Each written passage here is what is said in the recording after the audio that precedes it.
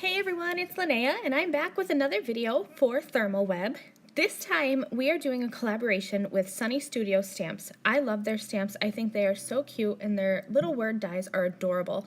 So I'm going to be using some of their products in conjunction with some products from Thermal Web. So let's get started here. You're going to see that I'm using this Hello Word die. This is from Sunny Studio, and I've die cut it a few times from some gray cardstock.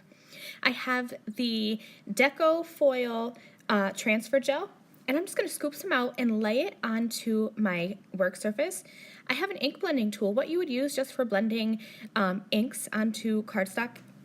And I've dipped that into the transfer gel, and I'm just lightly pouncing it on to the bottom half of my die cut. I want to do some foiling and have it look like a dipped foil die cut, but with a little bit of distressing. And so this pouncing the transfer gel on like this is going to leave a little bit of, it's going to fade out kind of towards the top. It's not going to be a straight jagged line. So for my backgrounds today, I'm using the Cross Hatch toner sheet from Brutus Monroe. It comes in a pack with 2 clear and 2 white, and I'm going to be using the white. I cut it down to be the size of just a regular card panel. I'm using the Lilac Deco Foil Transfer Sheets, as well as the Aqua for my backgrounds. And then for the word die here, I'm using the silver. So I ran everything through my laminator on the 5mm setting, and I ran everything through twice. And as I'm peeling off the foil, you can see here that transfer gel, where I put it on the bottom, kind of fades out to the top. And I just love how that is. And that's dried super, super quick, like 5 minutes, because it was such a light application. This is the Lilac and the Aqua Deco Foil, and I love how it looks. This is my first time using those toner sheets, and I'm just so excited. Look at how it's like glittery and shimmery all at the same time. Okay, so now for my my images, I'm going to be using the Everything's Rosy stamp set by Sunny Studio. And this is a layering stamp set that creates these amazingly realistic looking flowers. And I really wanted my focus of these cards to be on the colors in the background. So I'm keeping the colors of my flowers warm, and I'm kind of mixing warm gray for the bases, and then as I build up, I didn't have enough warm gray colors. You need 5 to use all the layers.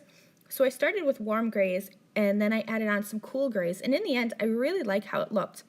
The leaves I'm doing green because I thought about doing it in gray, but it was just too much gray. So I did the leaves in green, but I kept the flowers that neutral color so that my backgrounds would really be shining, and like I just love the colors of the background, so I wanted those to be in focus here.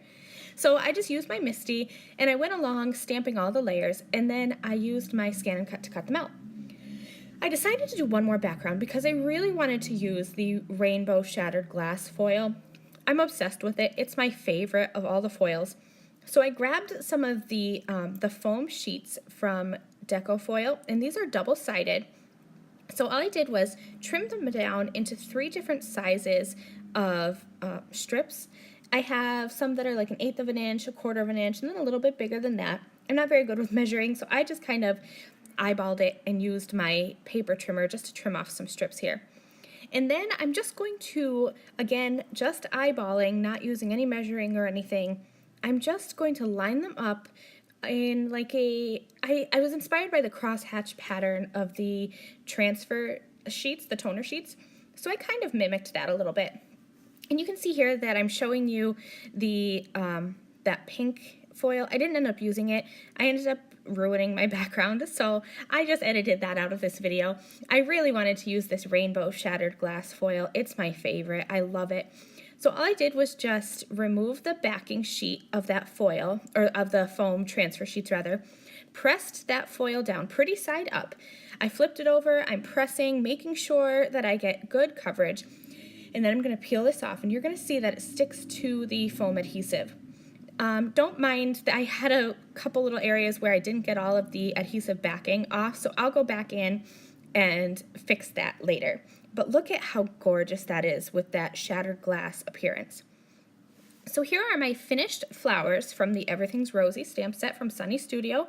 I have all those little foil dipped die cuts with the Hello Word die. And I'm going to be using the iCraft Ultra Bond adhesive to glue all of these down. Nothing is glued down right now, but when I'm making multiple cards, I go through and I arrange everything how I want it to be, and then I glue everything all at once. I just find that that saves time. And don't worry, I'm not going to make you watch me glue all of these down. I'm a pretty slow gluer. I use my tweezers, and you can see me here, I mess around with things. But this liquid glue dries clear, and it is super strong, but it still gives you that second to wiggle things around.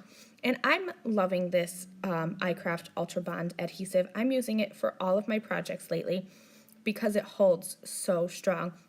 And it has that little tiny fine tipped nose on it, and you're going to see here I'm going to be able to add just little dots of glue all around my word die cut.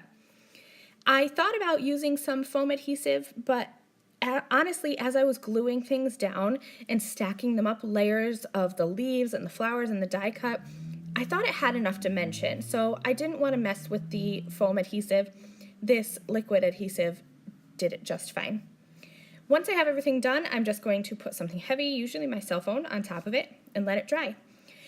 And here we're going to take out all 3 cards that I made today. I just love these toner sheets and the foil. These foils are gorgeous, and those roses look so real on my cards. I love them, and I love that I chose to do the gray because I think that little unexpected neutral flower is really awesome. Okay, so as we look at these here, I just want to remind you that you can head over to the Thermal Web blog to see still photos of these cards and to get some links to the products that I used and for more information. I thank you guys so much for watching, and I will see you next time. Bye!